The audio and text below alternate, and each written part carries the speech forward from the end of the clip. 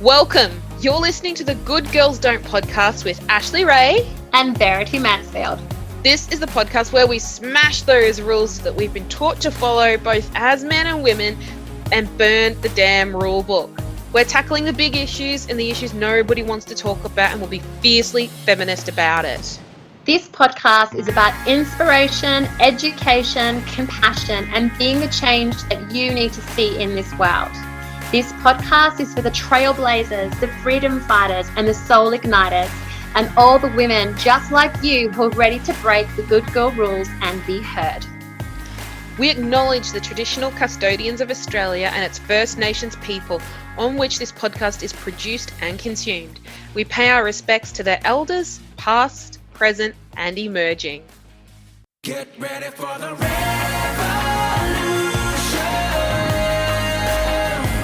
It's coming to you now. It's coming to you now. We're gonna sing it, revolution. And they'll never bring us down. No, they'll never bring us down. Welcome to the Good Girls Don't podcast. This is Ashley. And Verity. And today we're talking with Aaron Spence about why good girls don't let men rise. And I know it sounds so controversial, doesn't it? Like, why? Of course we want men to rise. Do we? What is it that women are doing that is actually not helping men to rise? And I think it's such an important conversation to have. Hells yeah, and that's why we brought Aaron Spence onto the show today to talk to us about this very thing. And this conversation was so good. It was good for us. It wasn't so great for Ashley. Yeah, it wasn't so great for me. I was really sick through this interview and I lost my voice, so you won't hear me a lot at all. She squeaks in a bit here and there. You'll hear me say like one or two things, or try to. It sounds pretty possible. So tell us a bit more about Aaron. Well, Aaron's been coaching for the best part of 28 years. That is a long time to be coaching, by the way. Yes, and he's brilliant. Yes, and we kept trying to think of words that would describe him. We just kept coming back to confident and sexy because he just oozes that wonderful confidence, that self-confidence. In a really cool way. Yes, and he worked initially in sports and then he expanded to business and life coaching, and he's worked with an amazing array of people from Olympians to national representatives through to people working through suicide and cancer survivors. Fun fact, when we did sit down to talk to Aaron, he had just returned from giving I think it was a speech or a workshop to breast cancer survivors, which was really incredible. And we love that. We love the fact that he doesn't just support men, but that he is, a part of a community that also supports women. He's such a top guy. And this is one of the reasons that we wanted to have this conversation with him and to have someone that we really trusted to have this conversation with. Exactly. So today, Aaron works much more closely with men, particularly around helping them step into their masculine energy, regaining their drive and passion, and ultimately helping them to have the most amazing relationships with themselves, their kids, business, and importantly, their partner. It is such a good conversation, guys. You're going to love it. It's hilarious. We absolutely loved having it.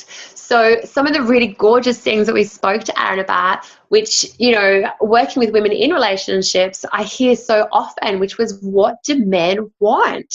And how do we help men to open up when they do shut down? And we also looked at this concept, which has come up so much about, men being simple creatures. I mean, are they really simple creatures, Ashley, or are they just lying to themselves? I think it depends whether they're hungry or not. Well, you will find out in this podcast, yeah.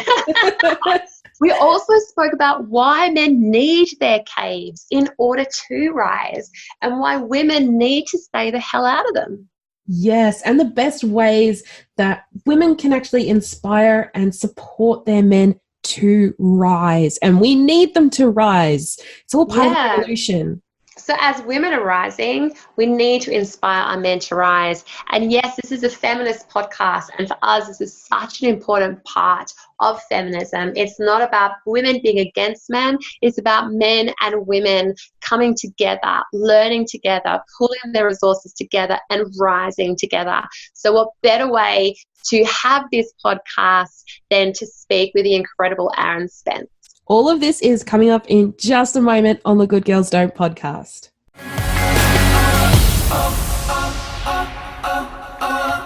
It's Verity and Ashley, and we've got a really delicious podcast coming up for you. But we first just need to let you know that poor Ashley's actually sick today. So she has managed to soldier on, and she is here with us. Ashley, can you say hi? Because it's actually quite funny. Hi. It's not But funny. she has lost her voice. So you'll probably be hearing a lot more of me than you will with Ashley. Although, let's be honest, most of the time you hear more of me because poor Ashley can hardly get a word in sometimes. So today, of course, we have Aaron Spence with us.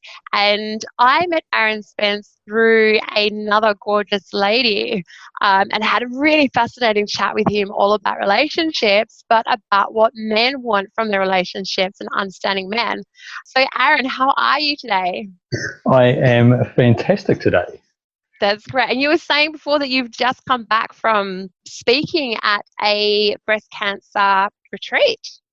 Yeah, there's a breast cancer support trust where I live that hold a retreat every year for a group of women who are either going through breast cancer or have transitioned out the other side, and they do that every year. And so this is the second time I've gone out and spent some time with this trust at their retreat and just worked with some amazing ladies and just help them with how they view things and see themselves and get some ideas around where they're heading and just give them some tools and some insights into how they can grasp their day and have the most beautiful life experiences that they can. And this is what I absolutely love about you, Aaron. Like, you have such a huge heart and such a wealth of knowledge, and I really love the way that you use it. So you started off, working with people in the sports industry, especially Olympians, and then working with people through suicide and, like you were just saying, cancer survivors. And now you've, starting to work and open up more with working with men quite closely, and especially around helping them to heal and step into that masculine energy, which we absolutely love because we spend so much time talking to women, and we do define ourselves as being, a feminist podcast. And I think this is a really important thing where so many people have this, horrible notion, that this new wave of feminism is still very similar to the old wave where it's, competing against men. And instead, for Ashley and I, like, so much of, our feminist beliefs come from a place where we want to support men. We want women to rise, and we want women to bring the men with them. We want men to rise. We want them, to be up there, with us and celebrating with us and having like amazing lives with us. And so that's one of the reasons, we were so happy to have men on this podcast as a feminist podcast. So we're so grateful to have you here. I'm looking forward to it. Just be gentle. We're always gentle. We love men. Actually, I'm really looking forward to us. Looking forward to it. I've told all my mates about it. And, have they been sending you beer? Like, it's okay, mate. You'll get through this. they're like, man, why are you doing it? Why are you going to put yourself through that? But I think this is one of the really beautiful things because, like we said, there's so many negative attitudes around feminism. And, Ashley and I love nothing more than to pull the bullshit out on that stuff because it really is bullshit. We can't have empowered women if there's not empowered men. You can't really have empowered men if there's not empowered women. And I think we've gone through this false notion of having empowered men. But if all of these men have been empowered so long in terms of the patriarchy, why do we have such massive, massive rates of suicide amongst our men? If this society is working for men, why are they struggling so much? Great question. You know, and it's true. Like, and this is the thing, it's not working for men. And I think this is where, you know, women need to step back and step into compassion for men instead of attacking them or criticizing them or judging them, or blaming them, you know, for feeling, you know, like they've shut women down. You know, women need to own that they've shut themselves down. So this is this is just so why it's important to have you here, especially like talking about relationships, because I think relationships, like our intimate relationships with men, are just such a magnificent reflection of what's going on in society. And if we're faced with a situation where most marriages and relationships, you know, are 50%, you know, success rate, you know, you may as well just flip a coin to see whether or not your relationship's going to work out. Yeah. Which is kind of scary. So what is it that you have been, what is it that you see that men are dealing with, like in a society that apparently supports men, but at the same time it's a society where men's suicide and men's mental health and men's depression is, you know, just skyrocketing? Where is it that you see, or where is it that you feel like men are struggling the most? Like, why is this not serving them? All right. So is this where I get to be controversial? Yeah, we love controversial. I think men have leadership roles simply out of position. Like they've just been, because it's always been a man's role, or men have always led the way in the workforce or through business and career. They've ended up in a leadership role by default. And it's like you said, it's become this patriarchy thing. But culturally, we've become feminized. And I think the biggest issue with men now and what they're struggling with, particularly in relationships, is men tend to take the feminine role, and they're struggling to deal with stepping into their own masculinity. Yeah. And taking the masculine role. And because they struggle to do that, because they're not taking that role, the women are increasingly having to take that masculine role. And men are just struggling with dealing with things like emotions and those sorts of things. And it's just, they're not dealing with it. They're not being taught how to deal with it either. Yeah. Is it kind of a fact where maybe, I mean, I could be completely wrong, but you know, this is why we've got you here, so you can tell us.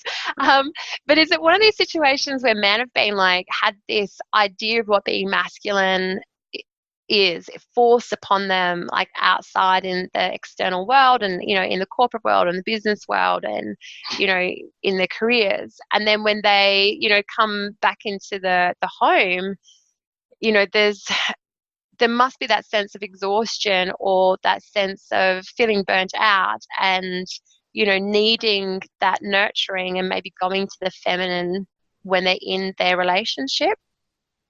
Absolutely. Like thinking that, you know, safe haven from the world, and yet women are staring at them and saying, well, hang on a sec, you're meant to be the man, you're meant to be the strong one, like, you know, stop shutting down, stop doing this, like because I think so many women, you know, they want men to be a certain way because that's what we're sold that men should be. And so when we see our men coming home and they're exhausted and depleted and they're questioning themselves and the world's not really quite working for them, we almost reject them. You do, and you reject them because they're sitting. I love that. You do. Sorry, Aaron. all the men of the world are going to hate me. I'm agreeing with the feminists. I want men to have the most amazing, beautiful experiences with their relationships, but for them to do that, they need to cut ties with what they perceive that society thinks that their lives should look like and what should be going on. They need to step into who they truly are, and to men are stronger in their masculine energy. And it's not a case of just because you're male that makes you masculine, just because you've turned 18 or 20 or 21 or whatever you want to call it, and you're now a man. And it's that's not how it works. It's about how you carry yourself, how you step into who you are, how you make those decisions, and how you're conscious and how you're aware of yourself and your surroundings and everyone that's going on around you. Men do want to be nurtured, and they do want that, but they also want to be. Men are at their strength and their masculine, and are most attractive to women when they step into that masculine. Women, on the other hand, are most attractive, and they're also at their most powerful when they're in their feminine energy. Yeah. And I've experienced it myself in relationships where I've been unbelievably attracted to my partner when she's in her feminine energy. But when she steps into a masculine, then it's not as strong, but it goes the other way as well. And I think that's the thing, isn't it? It's that thing where we perceive feminine to be weak. So when we say, oh, women are strongest in their feminine energy, like I can understand that a lot of women would be like, well, hang on a second, that's sexist or whatever. But it's not in terms of being helpless or being, pathetic or needing a man or anything like that. But our feminine energy is actually a really powerful place. Like, even our sexuality, you can almost get a man to do anything when you can turn on that like beautiful, like intense feminine sexuality. And I don't mean that in a horrible way. You can make a man melt. There's a lot of power there. But even in like our kindness, in our compassion, in that unconditional love that women can bring to the table, in intense wisdom that we can have, in that beautiful way, being able to guide a man really strongly and be able to bring out like the best sides of him. Like there's some of our most feminine qualities. So I just want to point out for anyone who's listening that, as we're talking about women are most feminine, most powerful in their feminine energy, we're not saying that they're most powerful when they're, helpless and, walking through a field just picking flowers and waiting for Prince Charming to come along. That's not what we're talking about whatsoever. But it is true. It's like when a woman is in her, because this is what I coach with women, and Ashley, I know poor Ashley, she can't speak, but I know if Ashley had a voice at the moment, she'd be agreeing with us because, she knows as well that the beauty is stepping into her feminine energy and the power that it gives her. And, the feminine has so many different sides, whether you can be playful and innocent like the maiden or wise like the crone or, bringing in the seductress. Like we've got so many aspects to our feminine energy, the goddess, the priestess, the goddess warrior. Like there's so many beautiful aspects to that feminine energy. If more women knew about that and could step into that, I think this conversation would make so much more sense. And, the same with the masculine, like being men, your bodies are flooded with testosterone. It makes sense that you're more dynamic in that masculine energy. Absolutely. So what does a healthy masculine energy look like? And a man in his masculine he's full of integrity, and he's conscious of who he is and where he's going and everything that's going on around him. And he can shut down as well. So it's like, one way it was described to me was it's everything and nothing at the same time. And when a man is standing in is fully in his consciousness, he enters a state of flow, which is why men they move to sport in a big way. Because it's in one space where they are fully aware of themselves and their environment, their feelings. They know what their emotions are doing. They know what their body's physically doing. They have amazing spatial awareness, so they know what's going on around them. They're aware of the game plan. They know where they're at now, and they know where they're going. It sounds like that state when all of your senses are kind of alive. Yeah, absolutely. Absolutely. Do you want me to take you through an exercise and I'll show you what it is? Show us, Aaron. All right. So I want you to sit there, okay? Yep. And I want you to think of me talking to you. Yep. All right. So just be aware of me talking to you. And while you're aware of me talking to you, I want you to breathe in. And I want you to breathe in deeply, all the way down into your navel, all the way down. So while you're breathing, breathe down, but you're still aware of me talking. And while you're breathing in, I want that breath to go down your front. And I want you to pause at the bottom.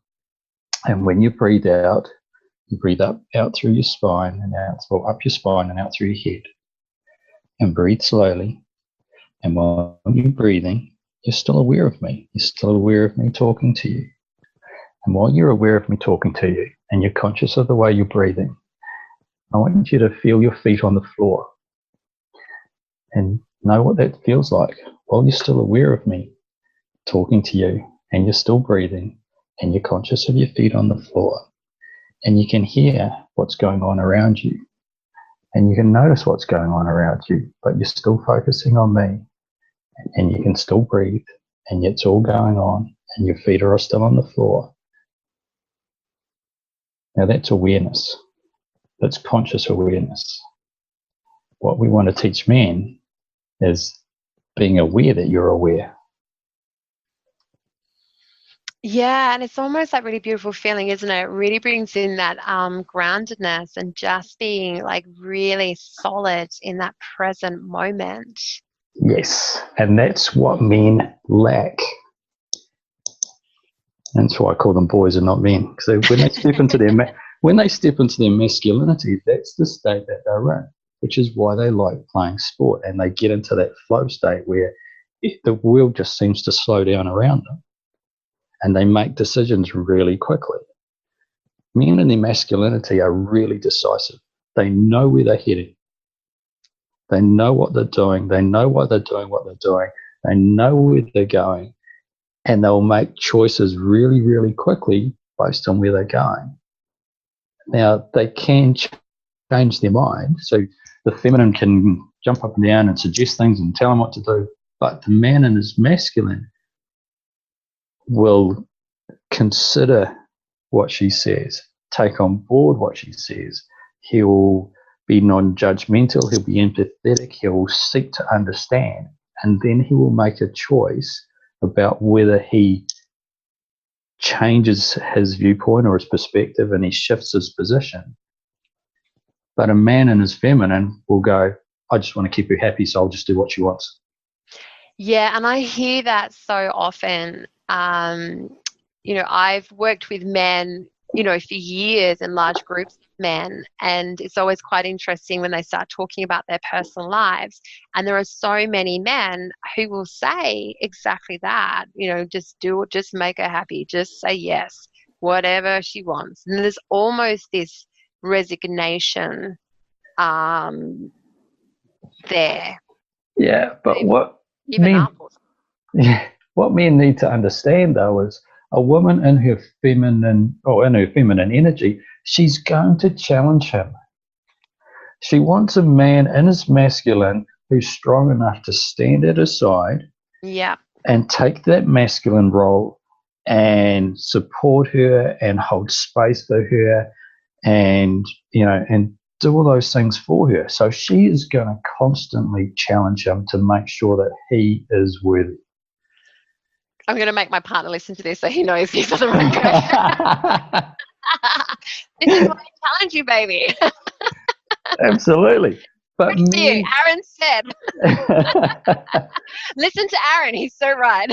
I'm going to get lots of hate mail from men, aren't I?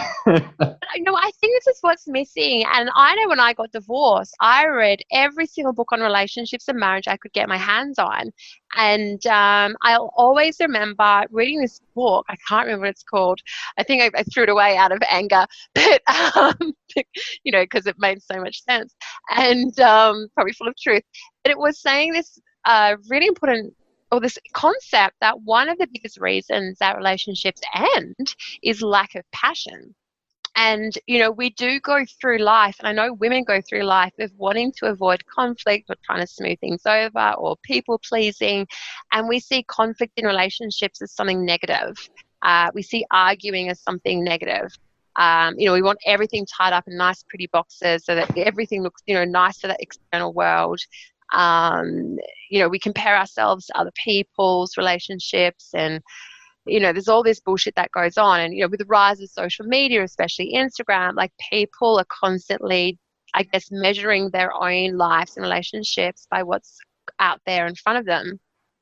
But I think we have forgotten that this challenging each other is actually one of the best parts of our relationships. Like, this is where we grow, this is where we learn, this is where we come back and repair an even tighter relationship. So, like, if you think about sports, for instance, since we're talking about men, you know, the idea of going to the gym and you tear all that muscle up and then it spends that time repairing and it comes stronger. Like, our relationship surely is exactly the same. You know, that we have these conflicts in our relationship as we come together with different ideas and, you know, some different values, because obviously you want some values to be the same, and different interests and all of that stuff. And, you know, different ideas, different concepts, and we get challenged. But then, you know, that repair, like the conflict's not as important as is the repair of the relationship that goes on after a conflict. And so in that way, the conflict actually becomes almost integral.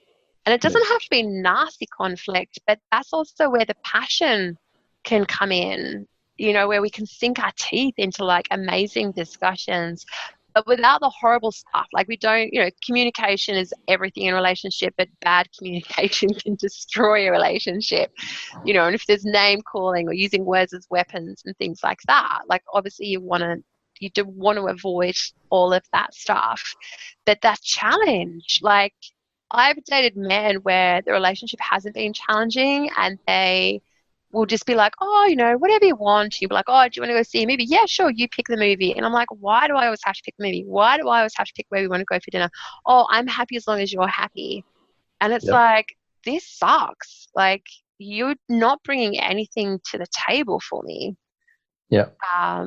And so that what you were saying about, you know, the importance of, I guess, for women to be okay with challenging the men, you know, in a healthy way, not in tearing them to shreds, because that's not cool, you know, is actually really important. And like you're saying, if that helps to actually bring a man out into his masculinity, like, how can we challenge men and allow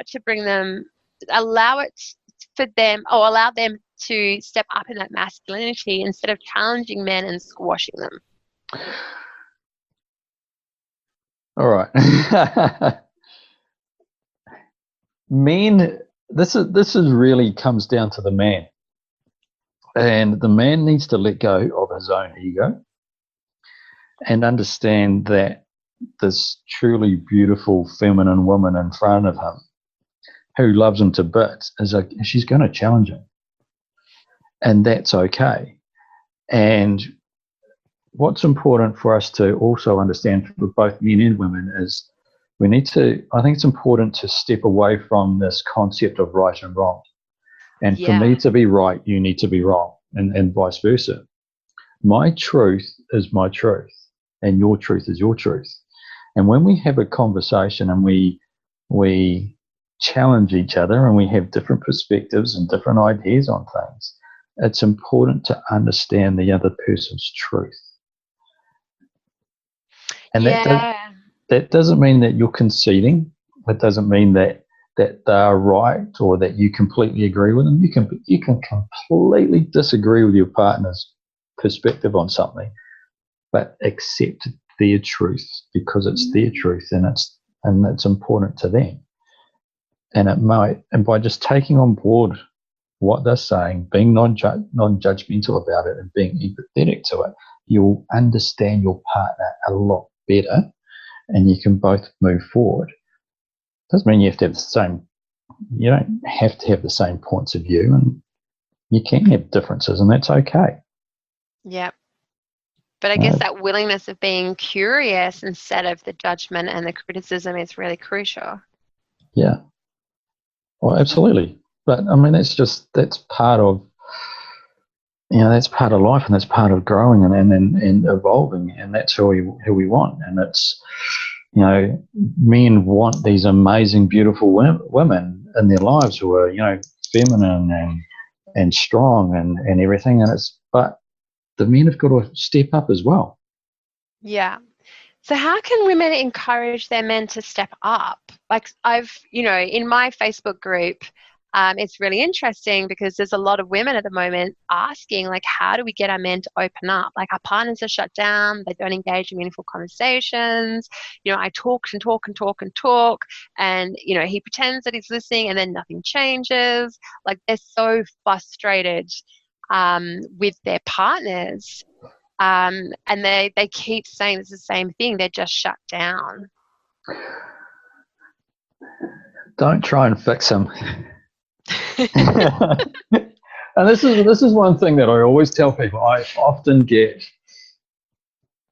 people will come to me and they want me to work with their partner or their children or something. They're broken. They need fixing. And the first thing that I'll tell them is they're not broken and they don't need fixing. You're at where you're at based on what you know now. And I believe that 100% of the time we make the best decisions for ourselves based on what we know now. Yeah. Where people the only way people can fall down is if they don't learn from the actions and the decisions and the choices they've made. So in this case, to encourage the men to grow, don't dictate what they can do. Don't force them to do it. Don't demand that they do it. What you'll tend to do is if you push a man, he'll put a wall up. And if you keep on pushing, the wall will get bigger and bigger and bigger, and he'll withdraw. Now, often he'll go, you know what? I actually would like to learn how to meditate or learn how to do yoga or be a better man or whatever it is. But sometimes he needs to process it. And particularly if it stirs up emotions. We've got a generation of men who have never, ever been taught how to deal with their emotions. Oh, my God, yeah. We've been brought up that, men don't have emotions. Men don't have, they don't cry. And men do not talk about love and beautiful life experiences like I keep talking about. But we're also, things like being angry and sad and hurt and all those things they're emotions that men are taught that you shouldn't have. You need to suppress your emotions. So, and I think this is where the suicide rate is so strong, is because men have all these emotions, and we should have all these emotions. But when we suppress them, we make them, they'll just fester and grow. They're going to come out. Yeah. And if we bottle them up, the longer we bottle them up, the bigger and meaner and worse they're going to be. So with the men, if something goes on and you stir up an emotion, you need to recognize that that's happened, and he might not be prepared to say so. Yeah. But it might be a case of just taking that, just recognizing that and stepping back and just being there for him. Yeah, and I guess there's something really interesting there. Like, having worked, like, I would obviously work mostly with women, but I have noticed, like, for a woman, if I was to say to her, label that emotion, she can label it pretty quickly. If I say to a man, well, what does it feel like? I get this, like, 15-minute long story as he circles around the emotion. And then a lot of the time I'm like, oh, does it feel like this emotion or does it feel like this emotion? And I can, like, you almost have to help them narrow that down. And I'm not saying that this is, a stereotype for men. This is my experience of working with them. But is there a case, is what we're saying, that men need, time to process because they're not taught, or they haven't been allowed to recognize or even label their emotions Like if you weren't allowed to feel emotion, how the hell are you able to know what that is and even give it a label? That's one of the hardest things for men is to understand those emotions and understand that they're okay. Yeah. And so one of the things that I also do with men is, or with anyone I work with, is to get away from labeling emotions good and bad. Emotions are emotions, and they're important. Yeah. And, even things that are emotions that are deemed to be negative, things like the anger and hurt and sadness, they're actually okay. It's okay to feel angry. It's okay to feel sad. These things are okay. And when we make it all right and it's accepted, it's not okay to have these emotions in an inappropriate way. But as long as it's an appropriate thing, then, man, embrace these emotions. Now, for me, one of the greatest experiences I had was, one of the worst moments in my life was a relationship came to an end, and I was grieving and feeling sad and sorry for myself, and just felt like rubbish. And one day I actually just decided to sit with it and just to explore the emotion. It's like, what is this that I'm feeling? Didn't recognize it. And that's one of the hardest things for men is, like you say, they just don't recognize what these emotions are. So I sat with it, and I kind of meditated on it, and sat through it, and then I eventually realized that it was love. And I had all this love inside me, and I always talk to people, and I talk to men about it. So all the love that you need comes from within you. But I'd never recognized it within me. I'd always sought it externally. And then I realized that love, all that was inside me, and it was this love, and it was out there. And I love, in a relationship, I really enjoy getting to the point where I am in love with somebody and sharing that love with them. And in this moment, the biggest healing process for me was to learn that feeling that I had was love, and it was coming from within me. And even though the relationship was over and I didn't get to share it with her, I decided to share it with me. That's so beautiful. And I think it's such an important point to make, because in our relationship, so often what we're doing is we think that it's the other person's responsibility to bring that stuff in for us. Like, it's your job to love me. It's your job to support me. It's your job to believe in me. Yeah. One of the phrases that we always have is, "You made me feel." You made me feel, yeah. I was like, no, you don't make me happy anymore. It's like, well, it's not up to me to make you happy. He doesn't make me happy. It's like, it's not his job. Yeah. He may be married. It's not his job. Wasn't on his job description of the marriage certificate. Absolutely. And that's one thing that I also teach the men is I teach them.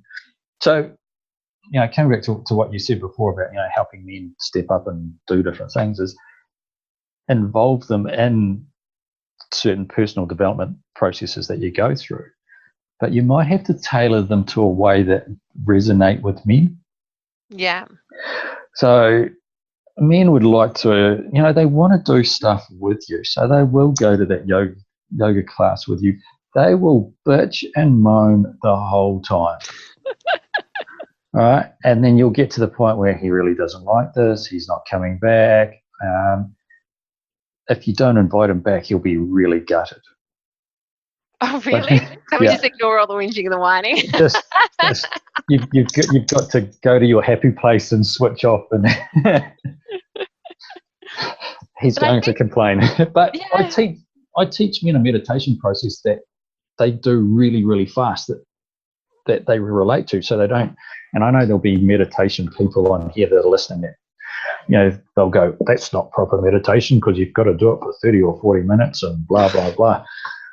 Bollocks. Meditate for 2 minutes if you wanted to. Right. So I come from a sports background working with sports people. So we teach them to center themselves and focus in an instant. So in between rallies, in between shots, in between different plays on the field or whatever, you might have 10 or 15 seconds break in play to switch off, clear your head, learn from what's going on, and get your emotions under control, and get back in the zone. Yeah. So I'll teach men, and I also teach women this, is I teach them a breathing process, and it takes about a minute, and it's just, it breathes and it relaxes anything that's there where there's tension. But part of it, especially for men, is I get them to create those emotions. I make them create the happiness. I make them create the joy inside them. I make them feel that love inside them. And their role is then to share that with the world. Yeah. Which might sound weird, a guy talking about teaching men masculinity and about creating love and sharing it with the world, but that's what we need. But isn't that the whole point? Like, I think that's the idea as well. Like, I know, like my partner can be so powerful when he's in that state. And, he has a really beautiful way of showing love and affection and, verbally praising and things like that. Like, he's just got such a beautiful way of making you feel just like a queen. And he did make me listen to this podcast. It was Joe Rogan's podcast, and he was talking to this other guy, Hippoti someone or other, was not his real name. And they were talking about what women wanted, and they were just basically saying, guys can't be pussies, they've got to be really strong, women want a man who can bring the money to the table. And I was just like, I was horrified. And I was just thinking, oh my God, like, you're destroying this for us. Like, that is not what women want. And you're out there kind of, selling this really false idea about what it is to be masculine, but also what it is that women want from their men. And, they were saying a man, when if he gets soft, a woman's not going to like him. And it's like, well, hang on a second, that's not true, because my partner does a really amazing job. When he gets vulnerable, it like melts my heart. Not that I think anything needs fixing, but it's like those are the moments we can really connect. And it's not either that he's in his feminine space when he gets vulnerable, he can do it in a very masculine space. And it's a really beautiful honor to see a man like open up and reveal like his deepest thoughts and his deepest desires and he wants, and to kind of share those with me. That's just it's such a beautiful, powerful space to create in a relationship and to work from. Now I feel like I've lost my train of thought. That's all right. I think the strongest men are able to share those things. Yeah, I think that's my point. That is strong to me. That is like, wow, like that's such strength. Like when he shows up in all of who he is, that is the really powerful stuff. And I think men need to understand that, women don't, this idea of, what women want, out there in the world is kind of really fucked up and wrong. And I think if women get really honest with themselves, they don't want their men to be running around looking like they've just stepped off the set of Avengers, 24/7. We want all of them. We want to see all of them. But we have to also learn to accept all of them, because sometimes all of a man isn't quite that pretty, but yet all of a female isn't quite that pretty either. If you're going to be honest about it. Yeah. But, being able to stand in a place where the female's strong in her feminine and the male's strong in his masculine doesn't mean that we're perfect, 24/7. But it's just that beautiful flow of that energy, that you can be there for each other, support each other, encourage each other, inspire each other. And there's that real deep soul connection between the two.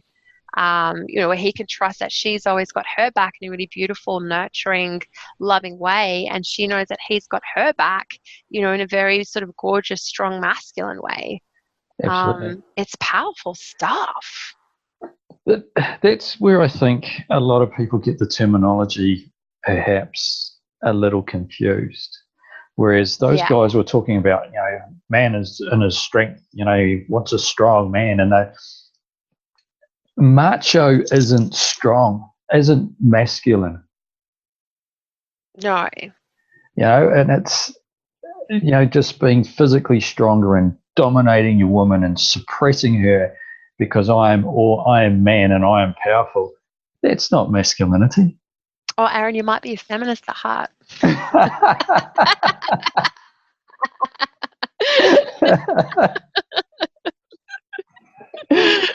Oh no. Oh, yes, baby. Won't tell anyone. Don't tell anyone. Make sure no one listens to this podcast. I think men, truly strong men, they are okay with who they are. Yeah. That they are fully aware of how they feel in the moment. They know where they're heading. They hold space for their women. This is one of the most amazing things that men can do is to hold space for her. Yes, especially when she's in her hurricane. When it's all on, and if he can just stand back and get the ego out of the way, Yeah. and understand that whatever's being fired at him has nothing to do with him at all. Yeah. Even though he might be the target, and you did this and you did that, you made me feel and blah blah blah. When he can step back and go, this isn't about me, and I just need to hold space for her and be non-judgmental and empathetic, and also I don't need to fix her, because that's what men want to do. Yeah. If he can just hold space for her and be there for her, he will melt her. And you know what's so funny? As we're talking about this, it really breaks down those dynamics of men versus women, because women, need to do exactly the same thing. Like when a man shuts down, when he goes into his cave, instead of her standing there making it about herself and her ego, and that she's being rejected or she's being abandoned or she's being given the cold shoulder or pushed out, that she also needs to hold that space for him. Absolutely. Yeah, absolutely. He will come out of his cave. So we've had this interesting conversation before, and I'd really love for you to bring this, into the light for our listeners. This cave, like women are so petrified of men going into their cave. They honestly believe like it's them shutting her down or, shutting the relationship down. That kind of when a man steps back, women will often freak out and they'll, try and, leap forward to close the gap. And try and drag him by the hair back into the relationship. Why is it so important for men to have a cave, and why is it so important for women to honor the cave? Right, so there's two things that go on. One, men fall down in this process by not communicating to her what's going on. But it's also an extension of some of the things we've already brushed over, where emotions are at play and things are being processed and things are being thrown up that men simply don't understand. Yeah. And they'll just need time to process and go, what the hell's going on here? And they also, we have this expectation that men are they'll make the decision really quickly. Sometimes they just need to sit with it for a little bit. They don't want to think about it for too long. They don't want to think about it for too much, but sometimes they just need that clarity, and they need that clarity within themselves before they share it. Yeah. But so they will back off and they'll be like, what's this feeling? What am I feeling? What's going on? What is this sensation that's happening to me? And he needs a bit of time to understand that and to process it.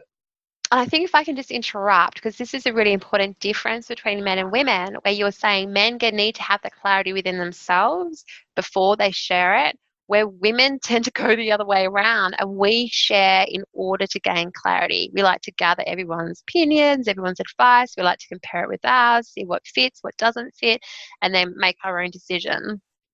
Yeah. But it actually sounds like quite a reverse way then to how men work. So I guess if women, from what you're saying, if women can learn that men don't always operate the same way, that's okay. They're not meant to. They're not women. Yeah. Absolutely. And they will come to you. They will come to you for advice, and they will come to you for counsel, and they'll come to you and they'll step out of their cave and they'll open up a little bit. and they might get some information and step back into their cave. But they will come to you, and they need to come to you on their terms. Yeah. And it's not a rejection of you. They'll still love you to bits. And often what will happen is a guy will, something will happen, and often the woman will say something, and it's not even, you haven't even had a fight, there's no confrontation, there's no challenge, there's nothing. We've just been talking about something. And then something will come up for him, and he'll go, holy crap, what's this? And he'll shut off and go into his cave. And she'll be like, what have I done? What have I said? And she'll just be in his face the whole time. And she's pushing him, and he just puts the barriers up, and he just feels smothered. And he's smothered in a way, and he wants to, he doesn't want to hurt her, but he doesn't understand what's going on either. And she's pushing and pushing and pushing, and she's getting upset because, now you won't talk to me, and you shut me out, and all sorts of things, and hands get thrown across the room, and let him do his thing, but just be there for him. But it's also important for the man to learn to communicate what's happening. Yeah. And that's where men often they do fall down is, it's, often, I have clients that come to me and they'll go, oh, this happened and that happened, what should I do? And I'm like, well, have you talked to her about it? No. Should I do that? Like, well, yeah. If you told her what's going on, no. Mouths are not just beer and burgers. You've just shut her off. Yep. Never speak to her again. Yeah. And now she's being really horrible and bitchy and rah, rah, rah. It's like, well, does she know what's going on? And I think that's the thing. Like, I hear so many women get that frustration with their men when they're not communicating with them. And even for, I guess, a guy to say, look, like, I just need to process this. Can I come and then come back with a time for us? Like, I'll get back to, just give me like 2 days to think this through. Just give me to the end of the week and we'll talk about it again. Like, I think if men could give women that end point to their cave. Yeah. I think women would be more comfortable to let them sit in it, knowing that there's a point coming up where they are going to step back out. And it's important for them to talk to her and just, make her feel comfortable in the fact that it's not about her and it's not a negative thing about her. Yeah, and women need to get over their own bullshit, because as soon as we hear it's not about you, we're like, oh, it's so about us. Men like, oh, when we break up, it's not you, it's me. Yeah. Well, yeah, I've had a couple of those. Have you seen, what's that movie? It's hilarious. It's got Justin Timberlake in it. And one of the lines is, it's not you, it's me. I just don't like you anymore. And it cracks me up. But, yeah. So sorry, going back then to men and these ideas about men and their emotions and stuff, I obviously being divorced, and then I dated a number of men, which was so fascinating because I got to learn so much more about them. But I kept meeting men who kept saying the same thing to me. They were saying, oh, men are just simple creatures. And it's like, really? Like, I don't think men are simple creatures. I don't know. For me, and you can completely blow this up in my face, for me, I think men are lying to themselves. They're not just happy being fed and with the beer and sex. I think men do want more than that. Am I wrong? Are they really simple creatures? Because it makes men sound stupid. When a man says, I'm just a simple creature, just give me a good meal of beer and sex, I'm good. And you're like, that's it? That's all you want? Like, you could get that anywhere. Like, what do you need women for? You just need brothels that serve beer and some pub food.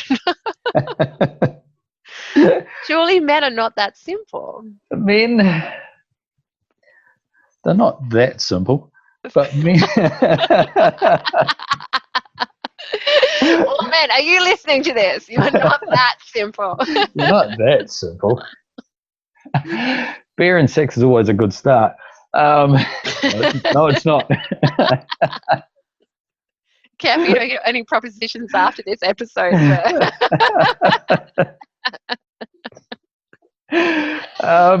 Men. So men feel their ultimate connection through sex, Yeah.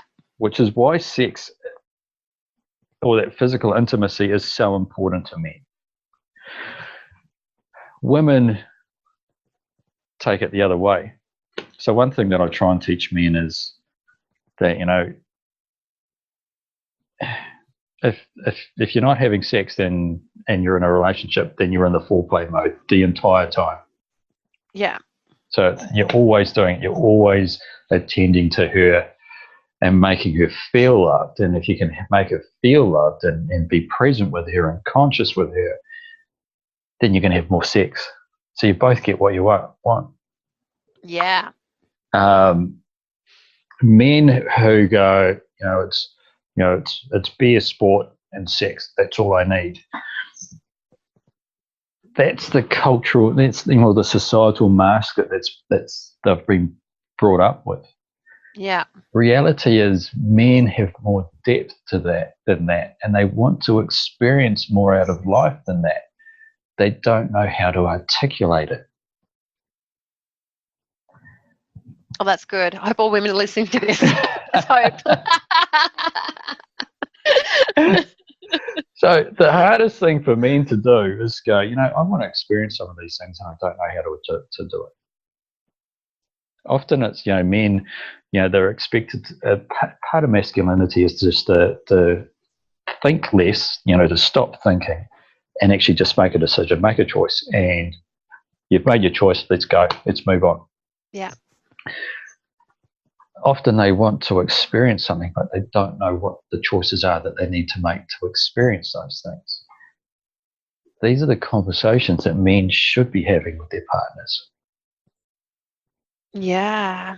I want to do these things. I want to experience this. I want to do that, learn and grow and experience life and do different things, as well as just switching off on a Saturday afternoon and watching the football on TV, having a beer and then having great sex. But they think it's great sex. So men, when they're in their full consciousness, they can it's like they completely switch off, but they're fully aware. They know what's going on. They can sit in the nothingness. And that's part of what they do. Women move and they're light and they're motion and they're active and they're wanting to do things, whereas men can switch off and be completely within their space. Yeah, and I think that's that thing, isn't it? When women turn around, we're like, what are you thinking? And they're like, nothing. And we're like, how can you possibly be thinking nothing? And it's true. And it's like, women can sit and watch a show together and they'll all be talking the whole time, and guys can sit and watch sport all afternoon, be a group of guys and not say a word. And they'll be like, had a cool time, mate. That was great. I know, right? And we're like, you didn't even speak. Yeah. And it'll be like just heaven for a guy. Apart from, can you pass me another beer, mate? Yeah. Or can we have sex after this game? You don't say that with the boys. Or maybe on the phone, texting their partner.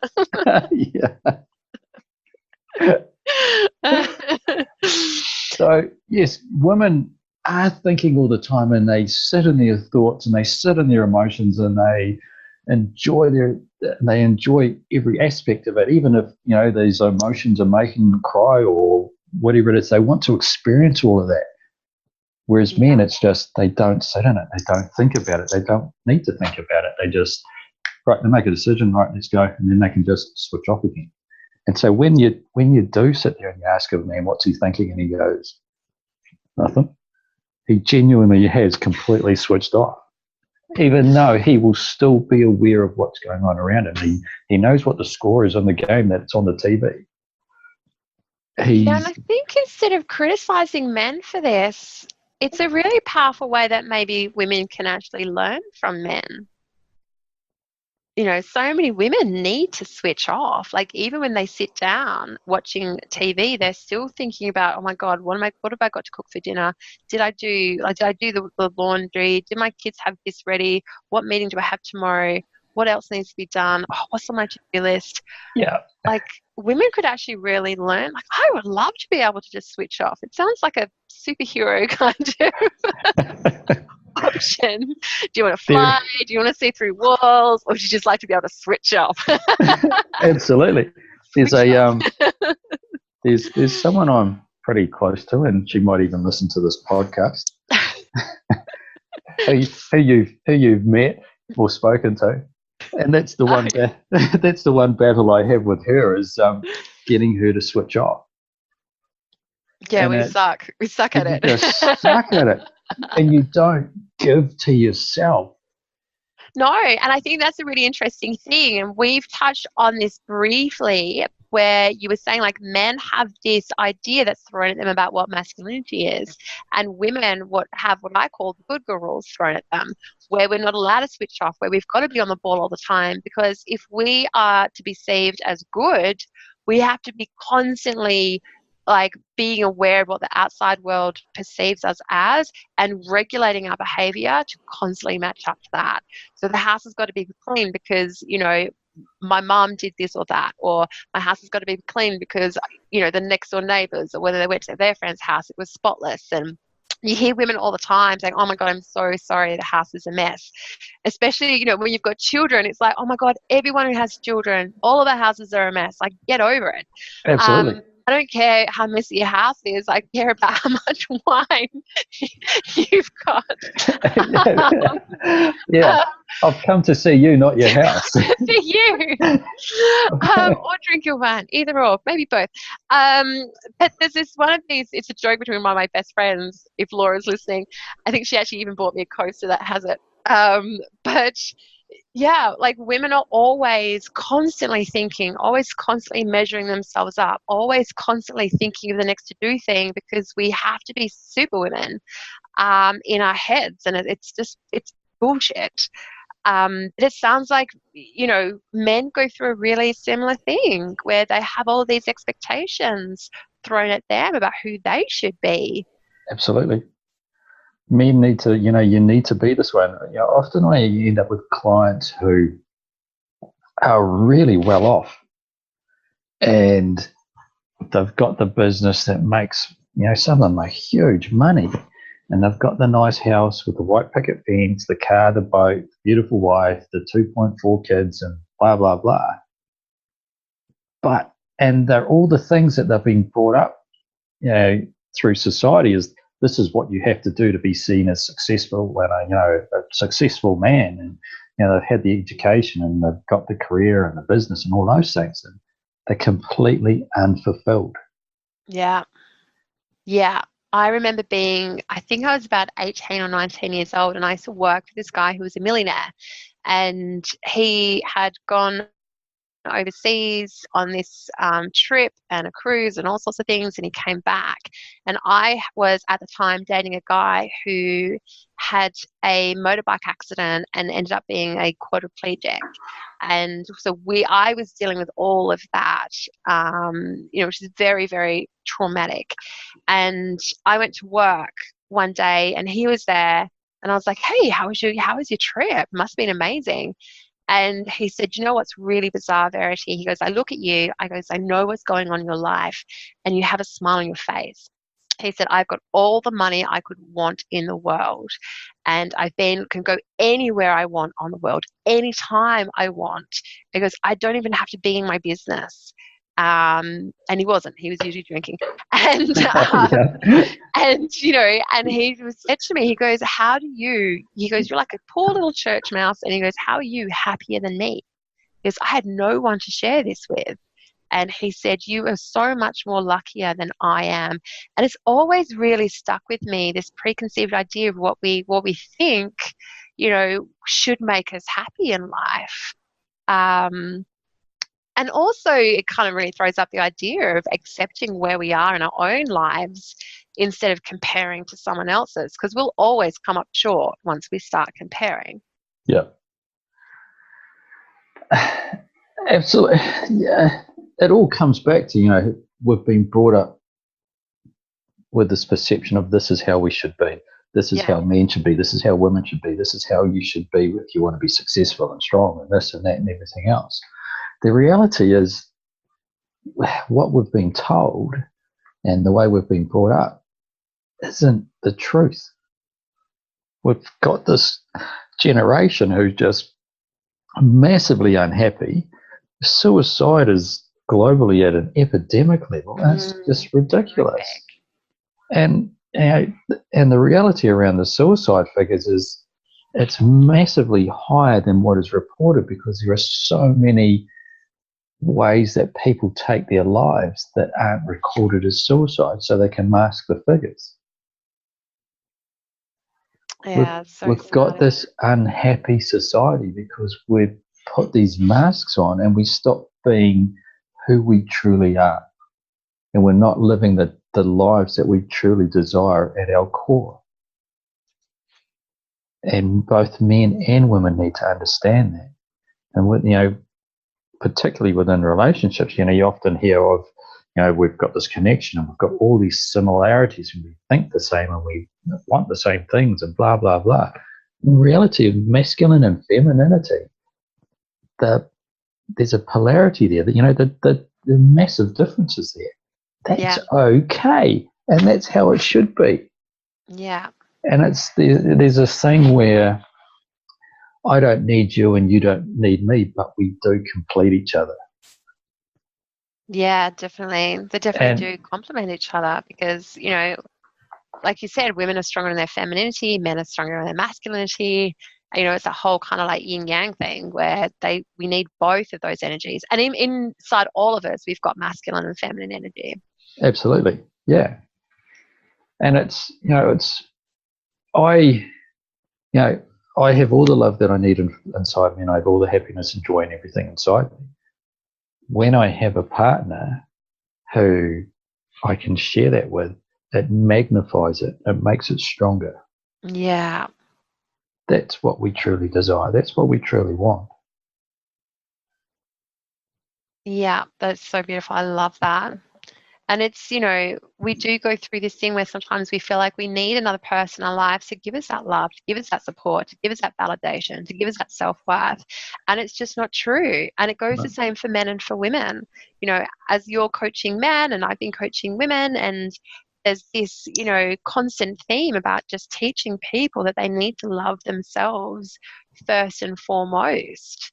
Absolutely. Like you said, the other person just magnifies that. It's like you can create all the love inside of you, and then having someone there is like being able to share that, to be able to give that to someone. It's so beautiful and fun. Like it's a really fun thing to do, to love someone. Absolutely. Yeah, love, those emotions, there's something that you share with someone, you give to them.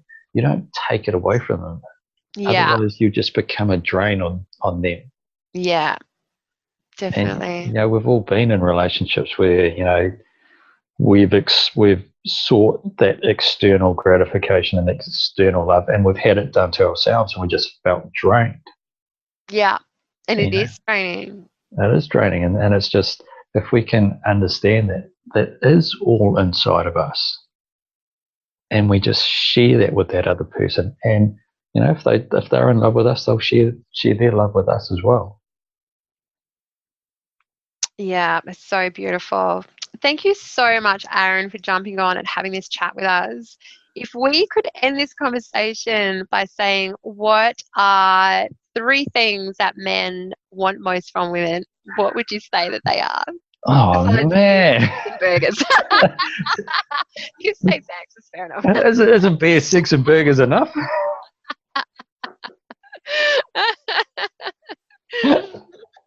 I think men want similar things, that women want. Men want that connection. They want that love. They want the space. Men want to feel safe. They want that safe environment where they can be who they truly are. Love it. Absolutely love it. And I think Yeah. what's so beautiful for everyone who's listening to this, whether you're a male or female, is that it resonates with, our partners don't want much anything that's really different from what we want ourselves. It's just really that learning process of how to be able to create that space for somebody else and how to use your relationship as a playground to explore both of yourselves. And when you can do that honestly and openly without judgment and criticism, like relationships become the most powerful things you have in your lives. Absolutely. Filled with magic and joy and, fun and adventure, almost on a daily basis. So thank you so much, Aaron, again, for jumping on and chatting with us. And we'll put in the show links how people can connect with you. So if anyone's out there who wants to explore working with Aaron or who wants to get to know what Aaron does more, or if you want to point your husband in the direction of someone, and you're like, yes, I just want my husband to listen to Aaron, then you can. Aaron did beautifully offer that he can do some free discovery sessions, with our listeners. So we will put the links into the show notes for you so you can find them easily. But Aaron, for people who are driving in the cars or heading into work, don't have pen or paper or, access to the show notes at the moment, where can they get in touch with you? For men, the best way to do it is through Facebook. For men, I've got a group called Men Matter. So if they jump on there and connect with me through there, or Facebook and LinkedIn are the best two places. So Aaron Spence Coaching on Facebook, or just connect. I almost want to personally. pretend I'm a man, like create a false identity. I want to know. I'm going to fly on the wall. So, sorry, I interrupted you. So Men Matter, and where was the other one you said? Or LinkedIn. So they can jump on LinkedIn or Aaron Spence Coaching on either LinkedIn, Instagram, or Facebook. Beautiful. Again, Aaron, thank you so much. For those who don't know, it's a Sunday night. So Aaron has had a busy day and then he's come and jumped on to chat with us all today and to share his amazing wisdom and knowledge. And like I said, Aaron has a massive, massive, huge heart. And he's such a beautiful human being. We absolutely love chatting with him. So thanks again, Aaron, for jumping on. Thank you so much. Thanks, really Aaron. Ashley finally popped up. Thanks, Ashley. I managed a few words. That's a win. You're in there, Ashley. Oh, beautiful. Until our next episode. Bye. Hey, if you want to continue this conversation, head over to our Facebook page and be part of the revolution. You can find us at Good Girls Don't Podcast on Facebook. Please note we cannot create change alone. Your support, likes, comments, shares, and iTunes reviews will help us to give a voice to the insanely inspirational women and the controversial issues that we discuss. If you'd like to be a part of our podcast, or if you have an issue that you have a burning desire for us to bring into the light, please contact us. With fierceness, Ashley and Verity. Get ready for the rain.